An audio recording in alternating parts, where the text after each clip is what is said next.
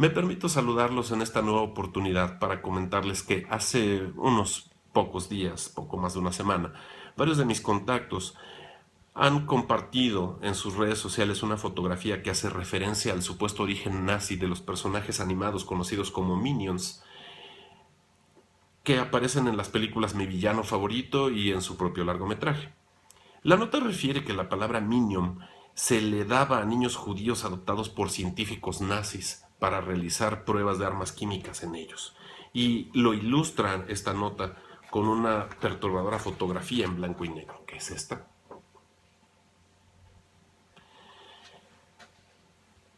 El poder de las redes sociales está en la viralización de cada cosa que se publica. Esto es la cantidad masiva de veces que se comparte y que con ello llega a millones de personas con el poder de hacer un clic.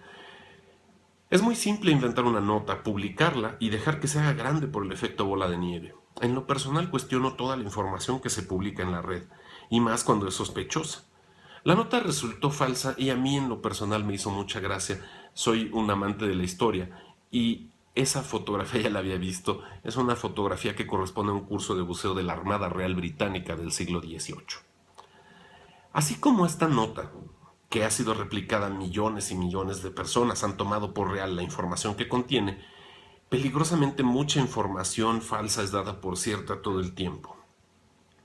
Recientemente en redes sociales muchas personas han expresado su indignación y han dado por cierto que los servicios médicos que proporcionan el ISSSTE, el IMSS e incluso el Seguro Popular dejarán de cubrir padecimientos costosos. Y aún más allá, muchas otras notas han afirmado que todos los servicios médicos que actualmente son públicos serán privatizados gracias a una reforma. De entrada, esa reforma tendría que iniciar por una reforma constitucional, que es lo más complicado de hacer por el tipo de negociación y de acuerdos a los que necesita llegar el Ejecutivo Federal con las otras fuerzas políticas con las que gobierna. Las reformas estructurales que ha enarbolado el presidente Peña fueron no solo consensuadas con otras fuerzas políticas, fueron hechas públicas desde la campaña presidencial y fueron sujetas a discusión en múltiples foros, antes, durante y después de las elecciones presidenciales.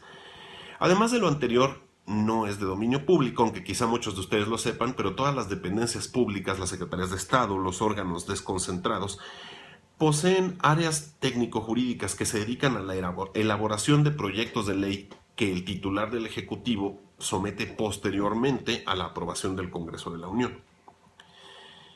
¿De dónde entonces podemos creer que a oscuras, en secreto, con la complacencia de un Congreso dividido y en gran medida opositor, con la complicidad de cientos de servidores públicos que no necesariamente son parte del equipo de trabajo del presidente de la República o incluso del partido del propio presidente, con la existencia no solo de una ley de transparencia, sino de autoridades regulatorias e incluso organizaciones no gubernamentales cuya única función es el monitoreo de la actividad pública, ¿es posible que se cree una reforma privatizadora del sistema de salud pública?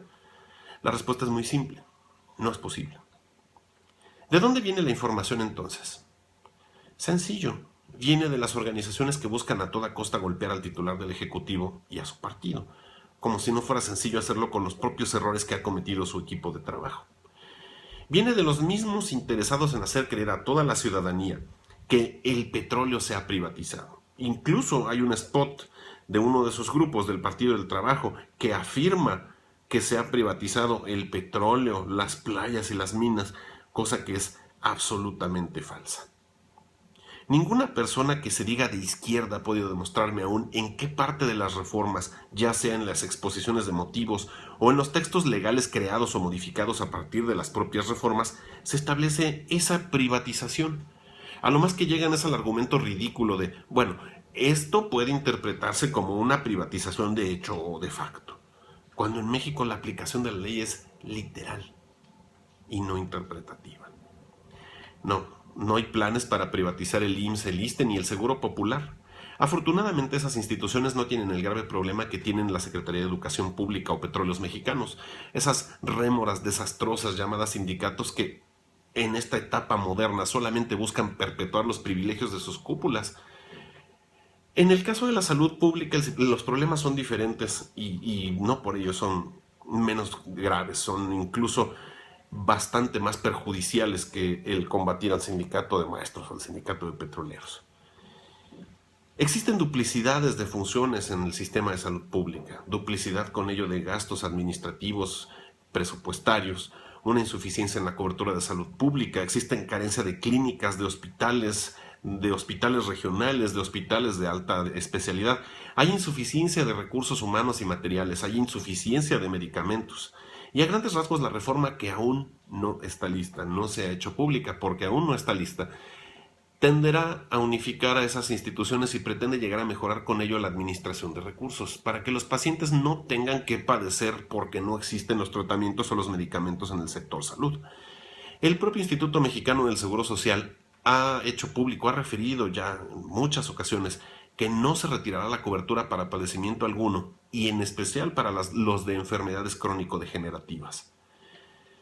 Yo en lo personal creo que solamente debería existir el Instituto Mexicano del Seguro Social y que éste solamente debería operar como lo que su nombre indica, como un seguro, como un recurso extraordinario y temporal.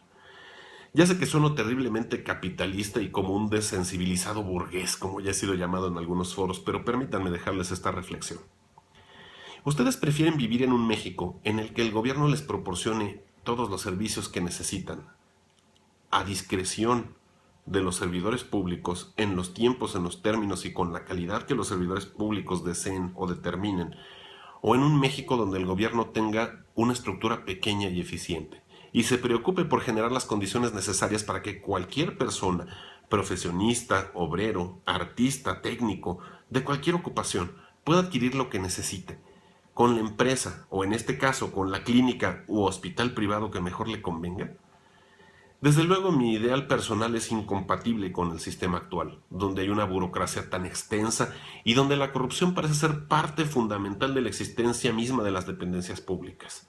Y desde luego esa opinión solo pertenece a mi propia concepción de cómo debería ser nuestro país. Volviendo a la cuestión original, antes de dar por cierta la nota de algún perverso plan del gobierno malvado para entregar las riquezas nacionales o los servicios públicos en las garras de siniestros y perversos empresarios que solo ven por sí mismos, hay que informarse. Hay que acudir a todas las fuentes posibles y generalmente la mejor fuente para conocer el contenido de una reforma es precisamente la dependencia a quien le corresponde su elaboración. Todas las iniciativas de ley están no solo disponibles en los portales de las secretarías y órganos desconcentrados, sino en los sitios de internet de las cámaras de diputados y senadores.